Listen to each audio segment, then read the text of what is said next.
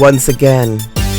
Welcome to the Perceptional, elevating all your senses, expanding your curiosity. So plug in now as we welcome your host, Dr. James Donito.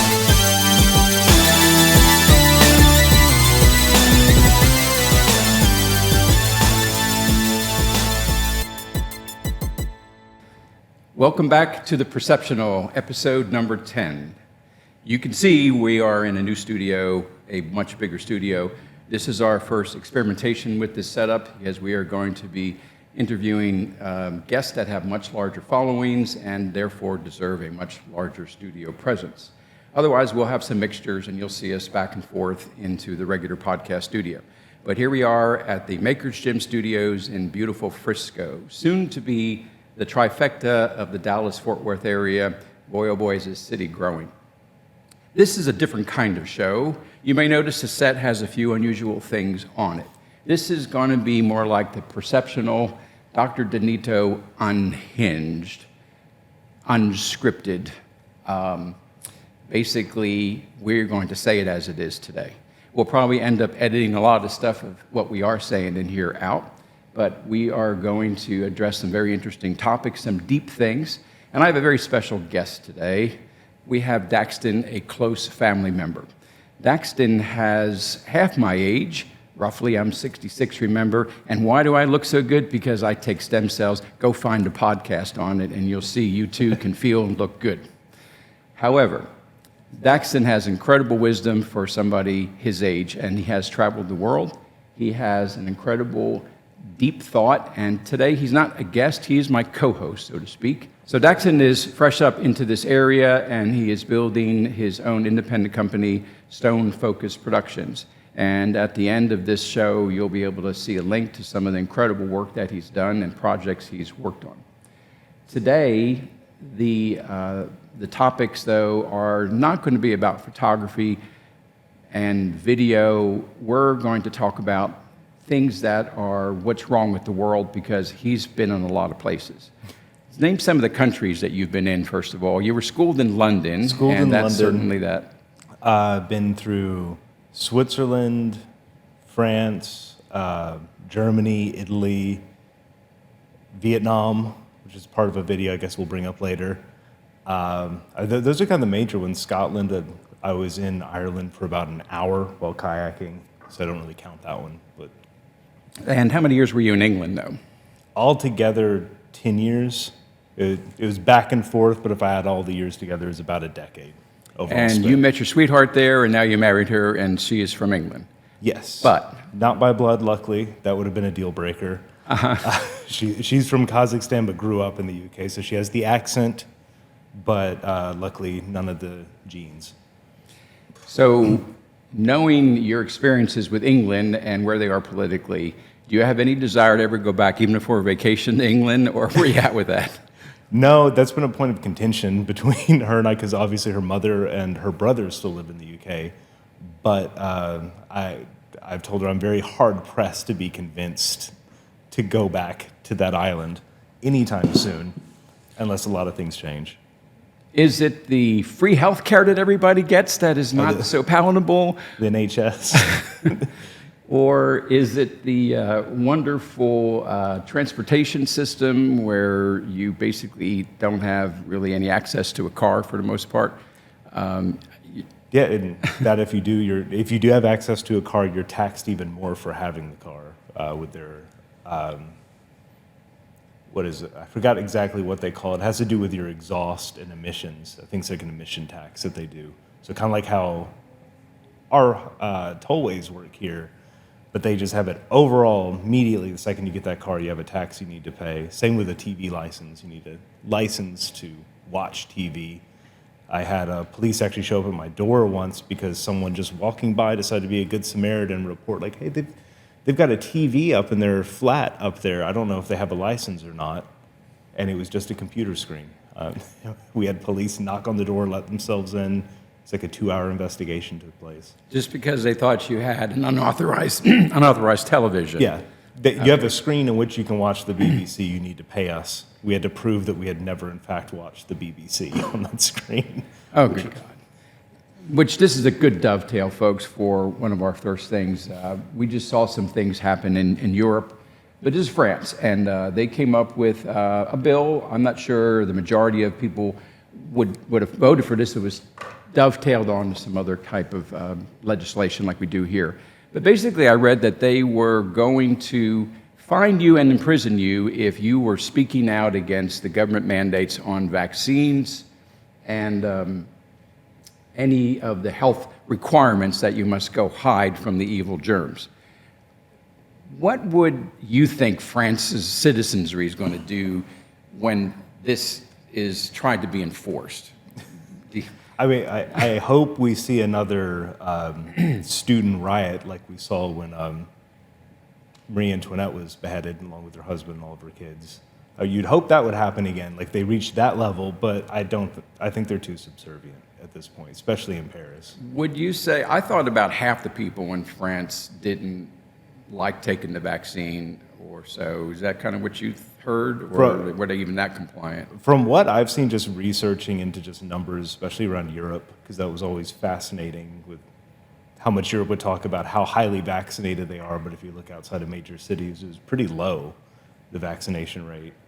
But yeah, with France, I found anyone kind of, especially northern France, most of them just didn't care, didn't bother to take it, didn't submit to anything, but still don't fight against these legislations put into place.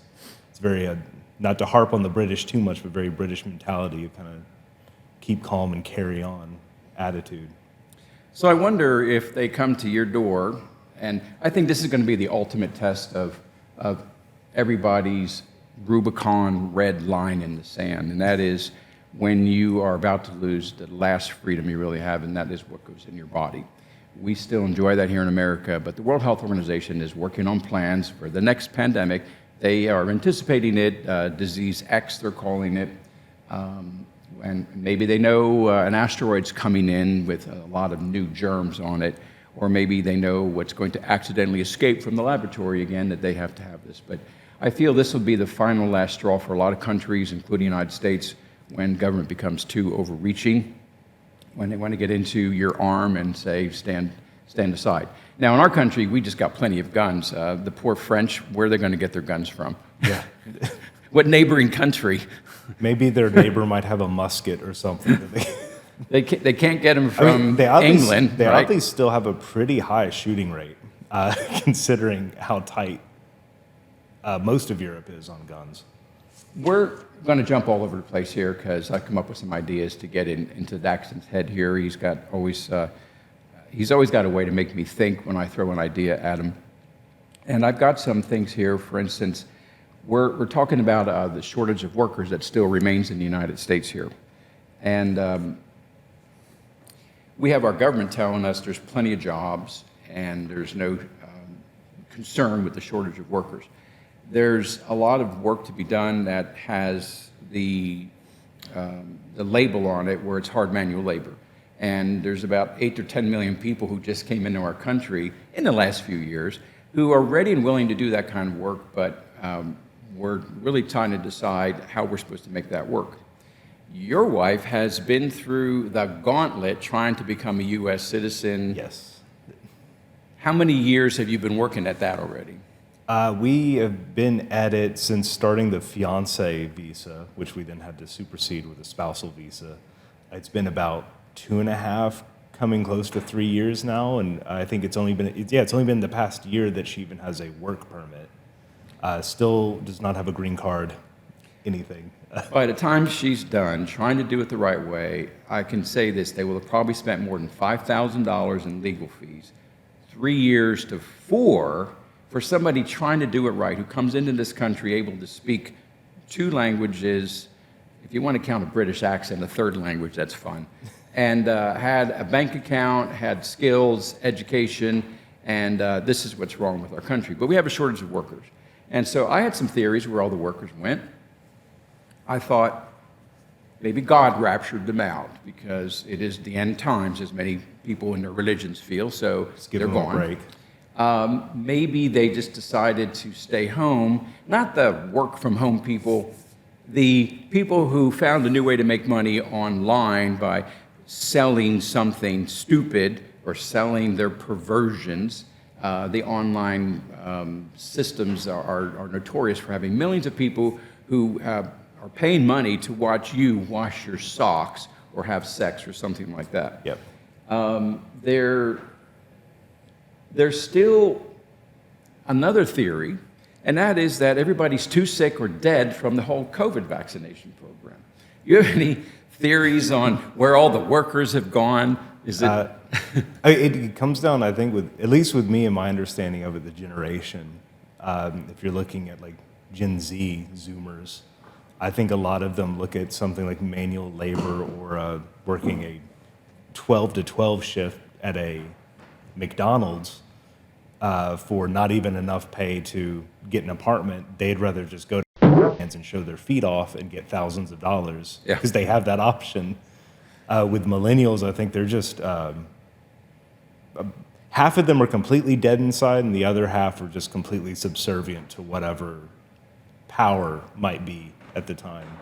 And I think a lot of them have had hopes and aspirations getting into more creative fields than going more into STEM like the generations before, and it just didn't work out for them very well. There's too many degrees in one generation, not enough jobs that made it worth having that degree. Because by the time, when I was trying to get hired and came back to the U.S., I was finding that I needed, me having a degree, I might as well have just had like a high school diploma. That was the equivalent of it. The only thing that made it special was the fact that at least it was from overseas. It was from a specialized school in the U.K. But if I was just coming out of Dallas Art Institute with a videography degree, that means nothing to most hires right now.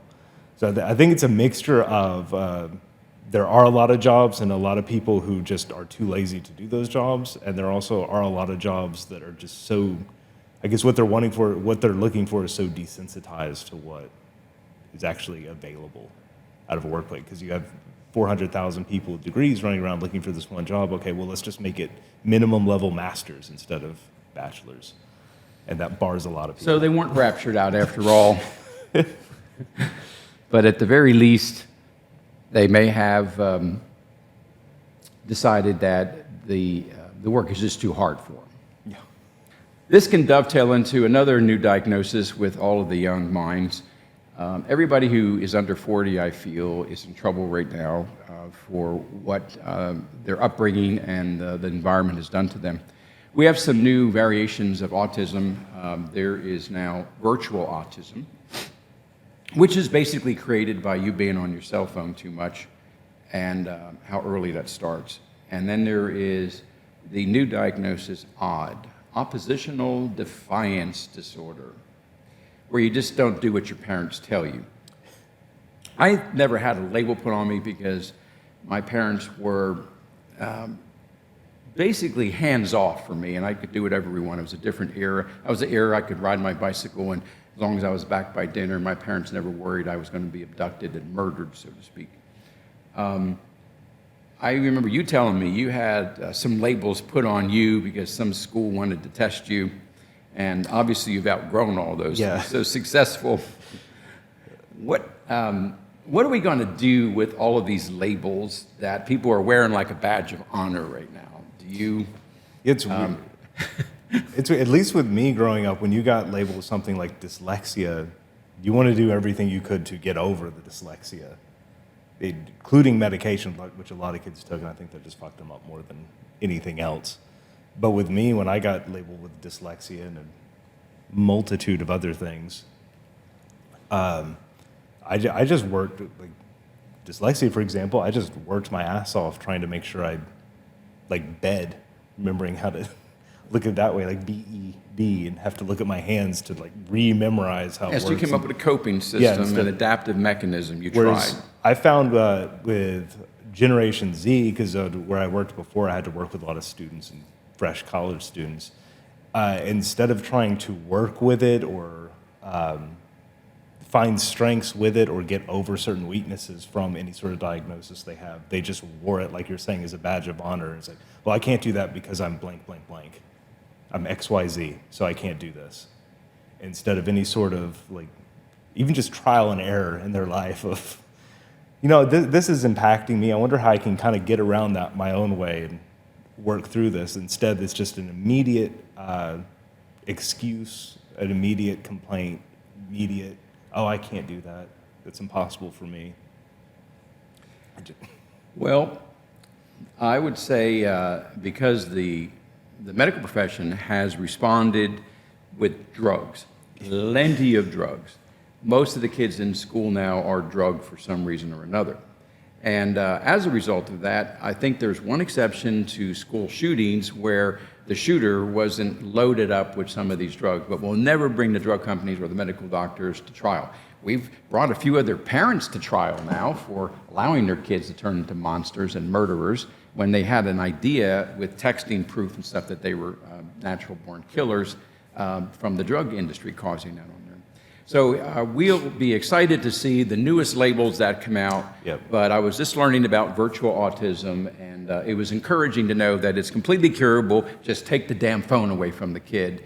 They'll go through withdrawals. You may need to strap them down while they're kicking and screaming as if they were coming off of opioids.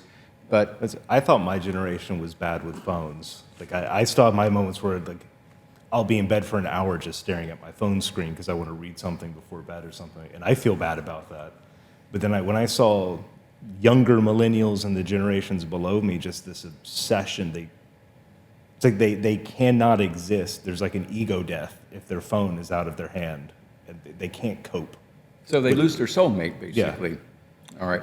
This also leads into the gender issue. We can label that, too, as a disorder. We can also look at it as an intentional thing. If I had to figure out why do we want to get rid of our genitals, why do we want to get rid of all the descriptive words that enable us to be labeled as opposing yin and yang forces? And in general, when you lose the masculine portions, the drift towards a neutral sexuality seems to be feminizing, and that's where we're well on our way. And we got all kinds of reasons for the demasculization of the world. All the men that you interact with, and I'm going to use that term, hopefully, but the men you interact with in your group, do you tend to think the seesaw is tipping where there's more feminization of them, even turning towards the label of being homosexual, or? Absolutely. Especially if I go beyond group and even just kind of my age group as a whole, there's an extreme feminization going on. I really realized that. I guess I was lucky with one of the type. I had the luck in college where instead of just being indoctrinated, I started realizing, that's bullshit. Why are you thinking like that? Or why do I have to believe this just because some professor is telling me so?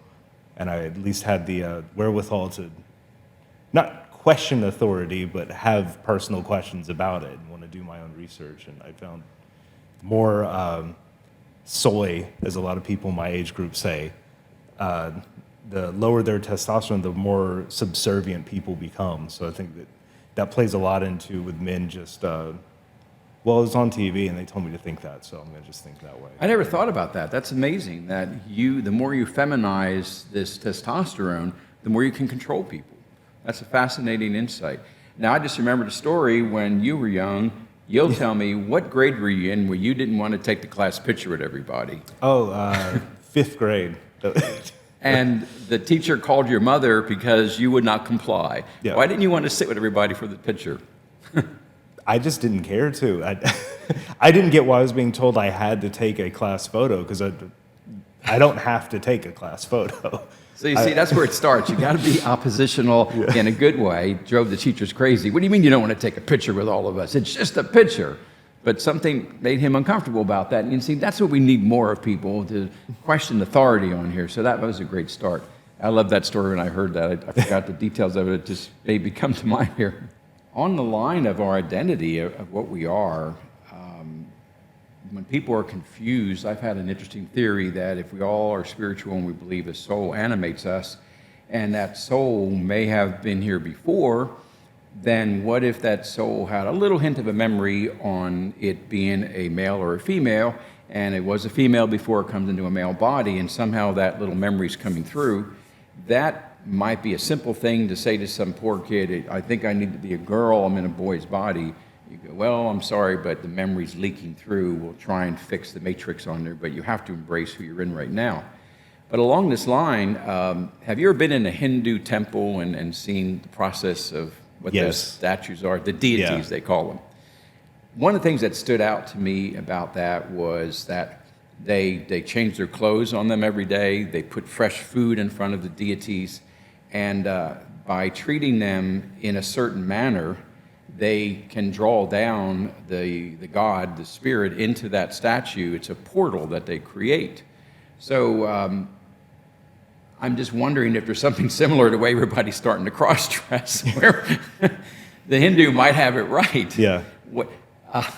What is it that is going to change this outcome on here? Do we have to fix what's in the food, or are we going to have to set a law that says you are born a man and you must stay a man? How would you enforce what seems to be an unsustainable trend in our country, in our world? You have any anything goes here, folks. Yeah. We don't have to necessarily believe everything. I think it's sustainable in the sense if you worked in medical industry right now, I mean, if you get someone in who has a gender dysmorphia, you get them in at like 5, convince them, oh no, you're supposed to be a boy. That's why you want to go play tag with the other boys. You now have them on hormones up until their teens. You get the girl to go through get her breasts removed, get all these surgeries that would give you money. Then you have her go through the full-on bottom surgery, as they call it, the gender reaffirmment surgery. And now they are locked in for the rest of their life. They will have to be paying for hormones. They'll have to be paying for treatment. You have a lifelong patience just paying into the medical industry. So I think in that sense it's sustainable, but as a society, I really think we should just go back to how Leonidas 300 did it. Let's just nip it in the bud right now. It's a weed. At the very least, we can embrace the Hindu peacefulness and say, look, you don't need to change what's under the clothes. Just dress that way, and the soul will come through, and you'll feel, that connectivity to the person that you want to be. Well, we got a long way to go towards figuring out what the human race is doing. I always talked in a prior show about us moving towards a world where none of us have any jobs, and robots are doing everything from being our companions to doing all our work for us. And we are right on the cusp of this giant wave of that. So we have some tough decisions on here. And when we see what's going on in the world right now, and we talk about jokingly that, well, you're just going to have to die off or go off somewhere, we don't have to know where you're at. But it seems like we're concerned that people who run this world may also have plans to get rid of all of us who are not complying to some of that national or international agenda. If you were a god and you were above the earth and you wanted to hear the collective sound and the virtue or the emotion of the planet, and it was just one particular voice of the planet, what do you think the emotion would be if you were to tune in and say, how are they doing? If it had to be one solid emotion, it would be, I guess, whatever would be the most empty. I wouldn't see it as depressed or happy or angry or anything. It'd just be a very empty sound right now. I think a lot of people are just, to use a kind of a meme term, just dead inside at this point. All right, that's an idea that I was thinking of, something where I had to put a label on it, and you come up with something where, how about nothing? People are just dead inside in terms of they don't have something that is truly driving them. They're lost, basically. Yeah. Well, I was thinking my collective consciousness, the emotion for the planet, would be sadness. Maybe the emotion of tears. Those are all linked into the foundational thing of every cell, though, which is survival. It wouldn't be the thing that a cell does next and that a collective consciousness does next, which is thrive, survival, thrival. It's still in survival mode, and that is where a lot of these emotions are. We have to find a way to bring people out of that mode. And I think just talking about it like this is going to maybe give us new insights, because there's a lot of great pills out there, and I mean vitamins, minerals, natural things, not drugs, that can augment our dietary lifestyles to give us the physical body, the hardware, so to speak, so that we can program in the software our thoughts and our emotions. So if you could send a message to God, other than what we all believe we can by prayer, meditation, and other methods, and really could be at the feet of our Creator and say, here's how my mind does. Look, Your Highness, and I would be very humble. I am a very spiritual person. Everybody knows me, knows that. I just have a lot of trouble with a lot of religions. But if I could get a first-hand audience to what made this universe, and it would probably be in its presence, because this one will probably be destroyed because it's time to start all over again. I would say one thing to that power, and that would be, next time you build us humans, keep the free will thing slightly tempered, where we like free will, we like to be able to make all our choices, but we got too much free will. We need to remove that one little bit that enables us to be bad. Unless you're a pit bull, I don't see a dog is capable of being a bad dog. You know, they just know love, and you can even abuse them, and they'll still love you unconditionally. And dog is God spelled backwards. Remember that. But we're building androids and robots, and our software, the first thing we're building into these things, and Elon Musk has warned us, amongst other great minds, that be careful that they don't want to put you in the zoo or harm you. So we are building basic key programs that basically say you cannot harm each other or humans, unless you want to maybe build an android that's a soldier. So I would tell God, why don't you rebuild everything? It was a great try, and just make us incapable of doing bad things. Would that be the message you would give the Creator, or do you have a different idea to reboot the human race? It's just a funny idea to temper free will. Like, I don't know how that would work, but that'd be it's an interesting thought experiment to figure out how that would you would make it still be free will but temper it. But if I were if I had the opportunity, if it were right here and now and not future when I'm older and everything like that, it would be can we just accelerate whatever's happening right now? I think we need a reset. This one, I think we got close. We're 90% there, but I think we need to let's throw some more data in the pool and kind of see what happens next time. I think we made some missteps. That's why you all play video games, because you learn when you reach a failure point that when you set back, you are smarter the next time, and right. You keep getting further towards the goal. Okay? So it's a great idea. Let's just get it over with right now. This is kind of a bizarre one, folks.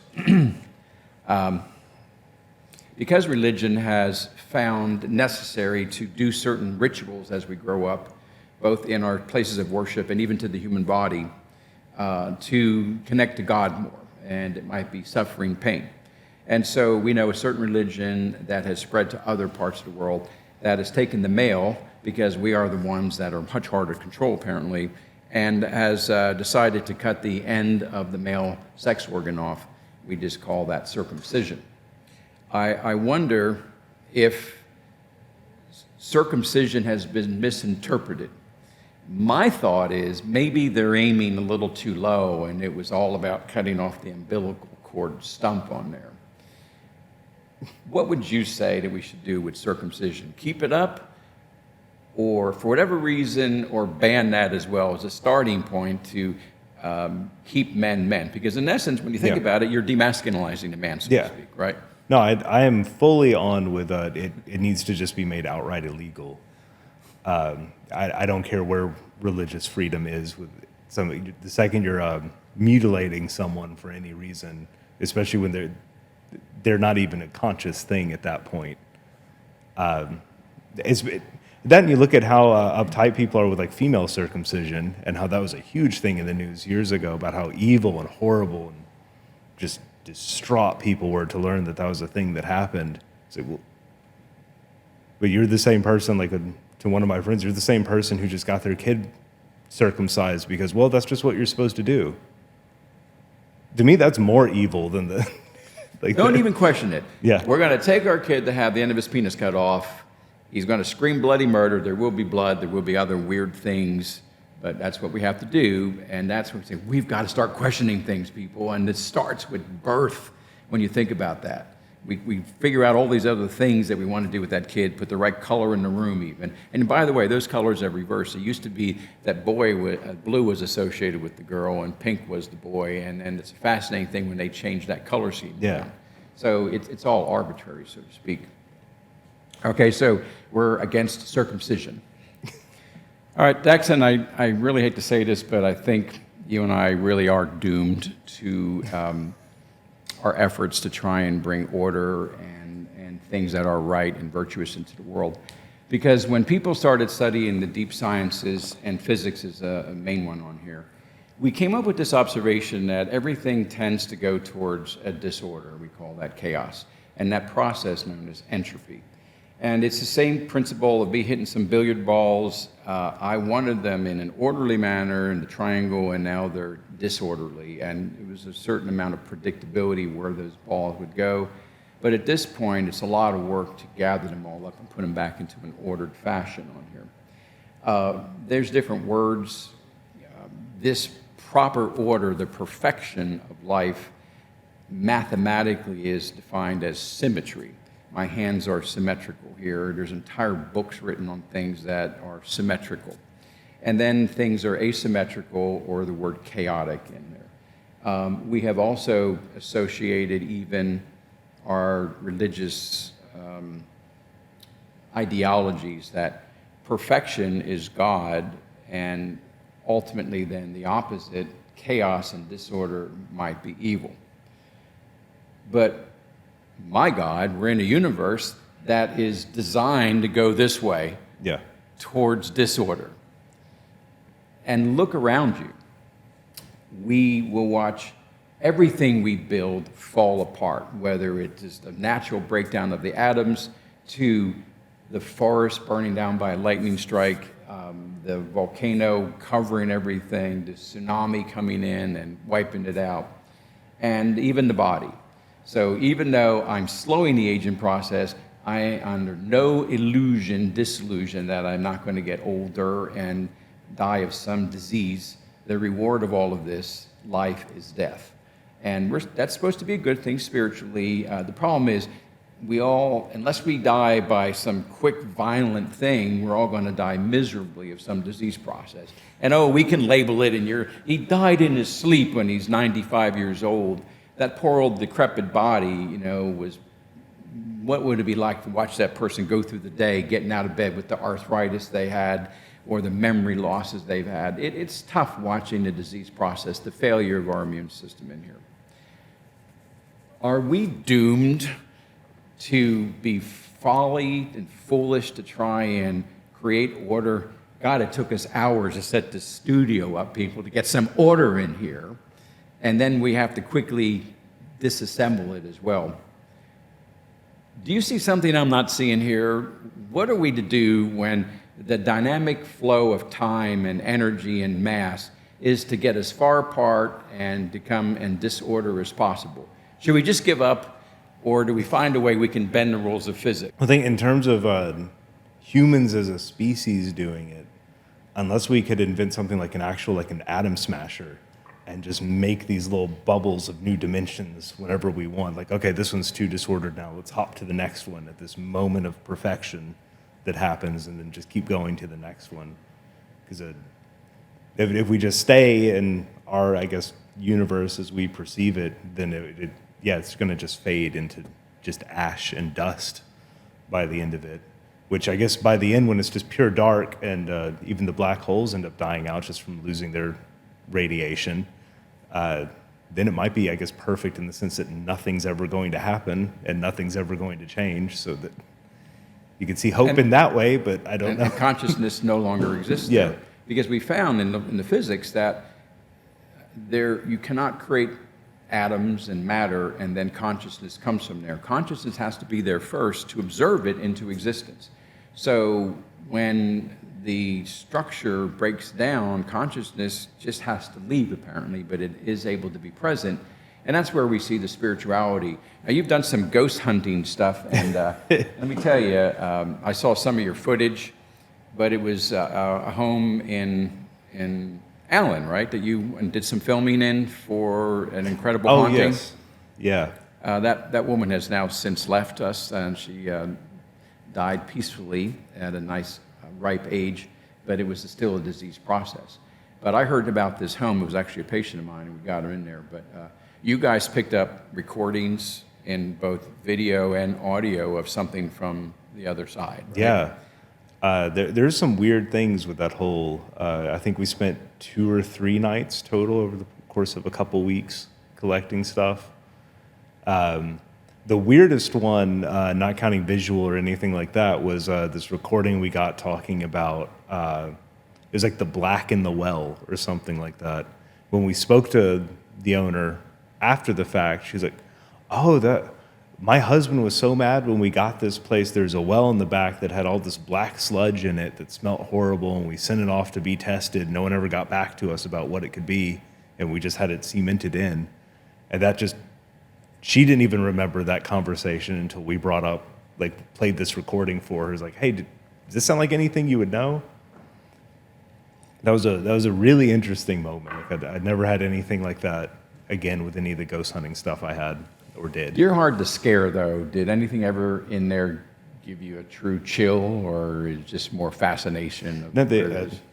My friend still laughs at it. I keep saying the scariest I ever got while ghost hunting was when I tripped down the stairs once because I was holding my camera, and I was more terrified that I was about to break my camera than anything that happened ghost-wise, because I guess the way I just saw it mentally is you won't do anything, and I just actualized that into existence and stopped being scared. Even though there's been times when people have scratch marks on their body and things, but he's that's the kind of warrior you have to be. I remember seeing some of this footage where apparently one camera you set up with a night vision, so to speak, capability. The entity that was in the room moved the camera and wanted to make sure that they were on it. I remember seeing that. Yeah, where you move it and you see like these 2 little eyes off it with a full spectrum light, I think, playing off of it. So it looked purple and weird and creepy. And so this is another thing when you have to acknowledge these things, and they are outside of our timeline, and therefore, if our timeline is inherently self-destructive, but maybe cyclical, we know the future consumes the past. And therefore, as things move towards the future, which we can create, you want to be able to project the future, construct the future in your mind, but you also have to be able to let go. It's much better to live looking forward to things and constructing the future, even if it's going to fall apart, than struggling to hold that back together again when the natural thing of the universe is to tear it apart anyway, including the memory of it. So the ghost hunting is another one of those things that has to make us have pause as to how that fits into this timeline and our observations of it. All right, everybody, I appreciate your attention from the Perceptional After Hours. As you can see, we'll have more of these shows, and we're going to be in a relaxed atmosphere, chatting whatever comes on our mind. I had a thought that was along the lines of where we were going spiritually here. And as we wanted to find our soul's journey, our heaven, we realized that heaven seems to have a strict immigration policy and a boundary around it. In other words, it's not so easy to get in, but hell apparently has none. Come on in any way you want. Just keep that in mind when we start figuring out how we're trying to create the country's stability here. We're going to let Dakstone finish up by telling you how to reach him, and what type of things that he can do for you if you ever need somebody in the camera, cinematography, video business. Take it away. Yeah, so I own a boutique film studio, Stone Focus Productions. It's stonefocuspoductions.co, so that's stonefocuspoductions.co. If you want to search the site, and you can contact me really easily that way. I do everything from ghost hunting via it. I've done weddings, I've done commercials, short films. I've helped students out before.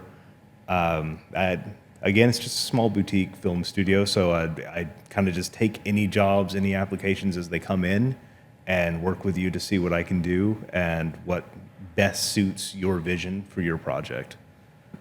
All right. And with that, good day, America.